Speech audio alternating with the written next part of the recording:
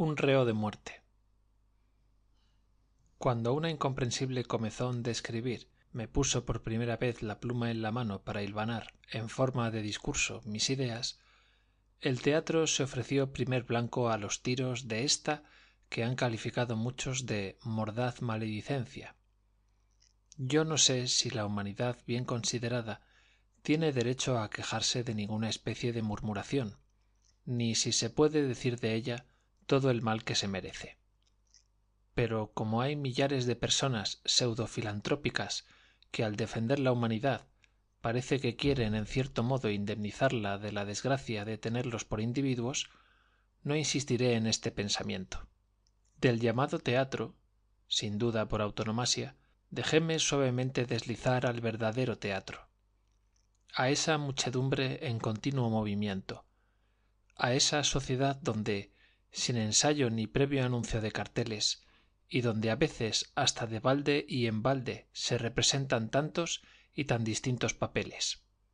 Descendí a ella y puedo asegurar que al cotejar este teatro con el primero, no pudo menos que ocurrirme la idea de que era más consolador éste que aquel, porque al fin, seamos francos, triste cosa es contemplar en la escena la coqueta, el avaro, el ambicioso, la celosa, la virtud caída y vilipendiada, las intrigas incesantes, el crimen entronizado a veces y triunfante. Pero al salir de una tragedia para entrar en la sociedad, puede uno exclamar al menos: aquello es falso, es pura invención, es un cuento forjado para divertirnos. Y en el mundo es todo lo contrario.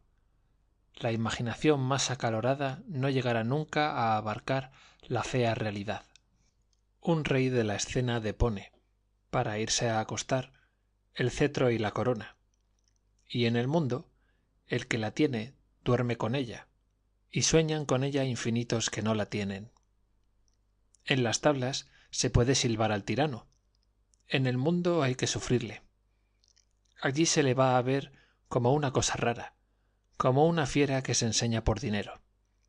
En la sociedad, cada preocupación es un rey, cada hombre un tirano, y de su cadena no hay librarse.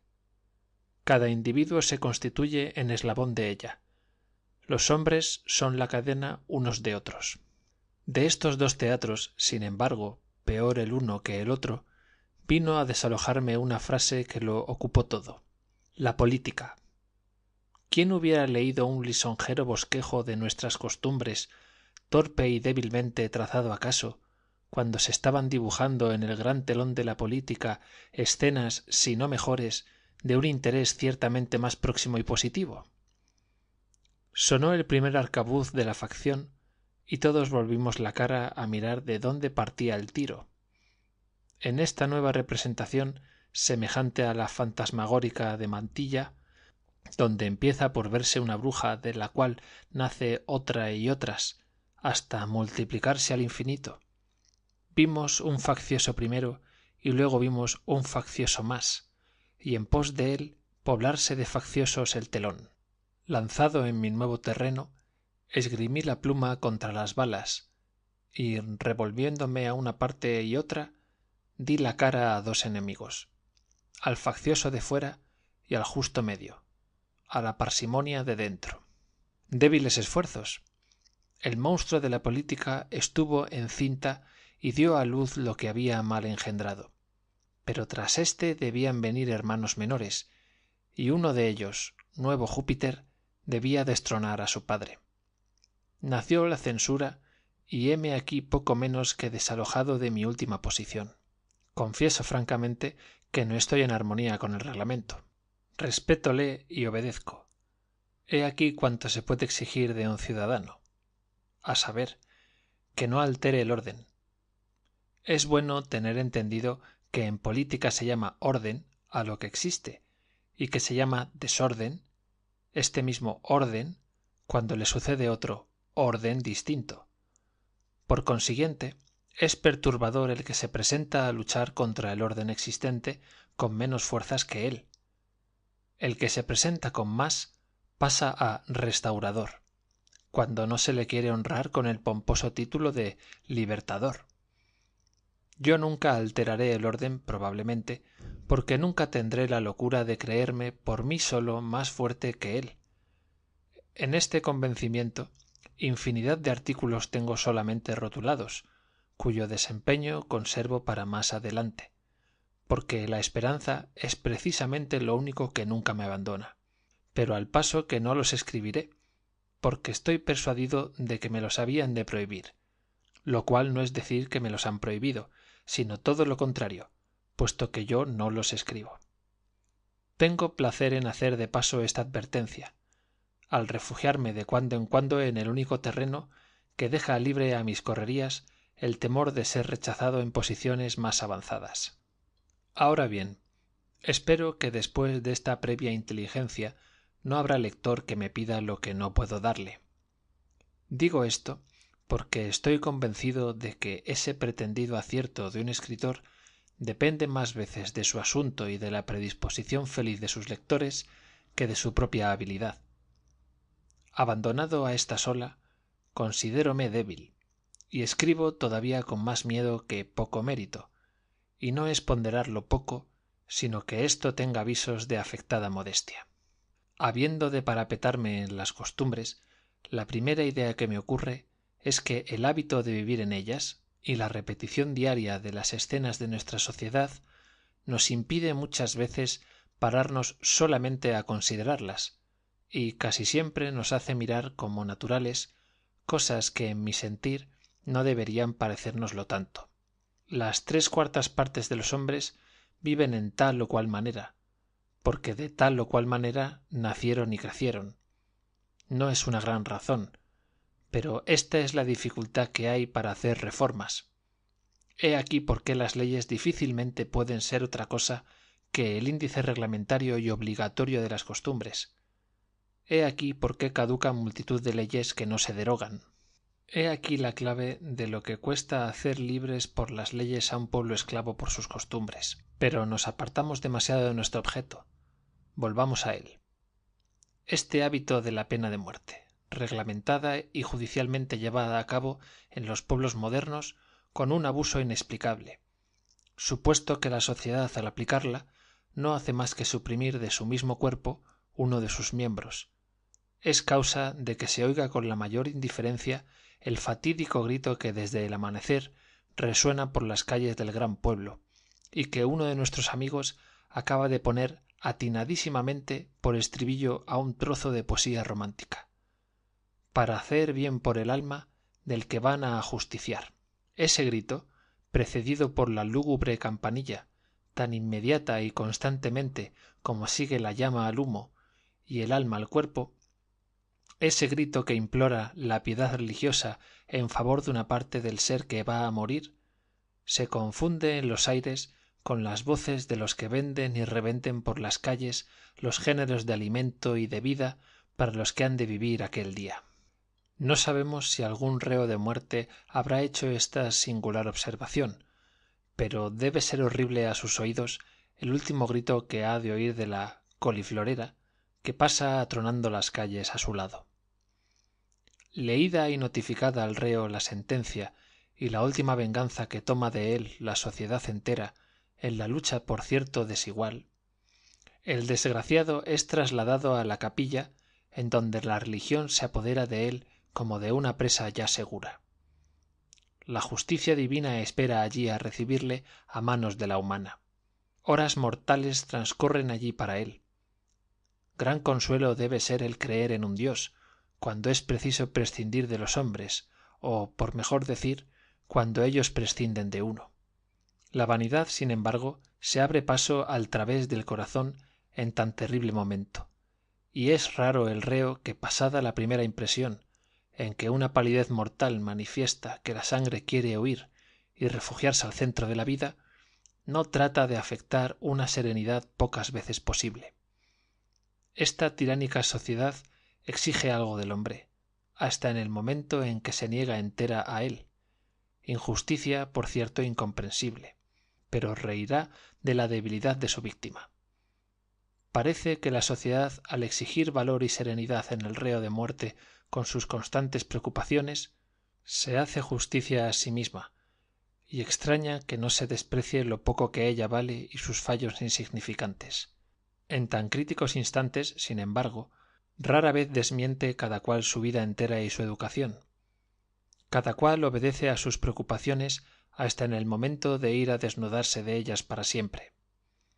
El hombre abyecto, sin educación, sin principios, que ha sucumbido siempre ciegamente a su instinto, a su necesidad, que robó y mató maquinalmente, muere maquinalmente.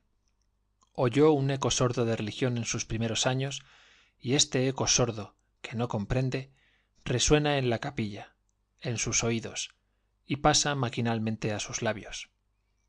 Falto de lo que se llama en el mundo honor, no hace esfuerzo para disimular su temor, y muere muerto. El hombre verdaderamente religioso vuelve sinceramente su corazón a Dios, y éste es todo lo menos infeliz que puede el que lo es por última vez. El hombre educado a medias, que ensordeció a la voz del deber y de la religión, pero en quien estos gérmenes existen, vuelve a la continua afectación de despreocupado en que vivió, y duda entonces y tiembla. Los que el mundo llama impíos y ateos, los que se han formado una religión acomodaticia o las han desechado todas para siempre, no deben ver nada al dejar el mundo. Por último, el entusiasmo político hace veces casi siempre de valor, y en esos reos, en quienes una opinión es una preocupación dominante, se han visto las muertes más serenas.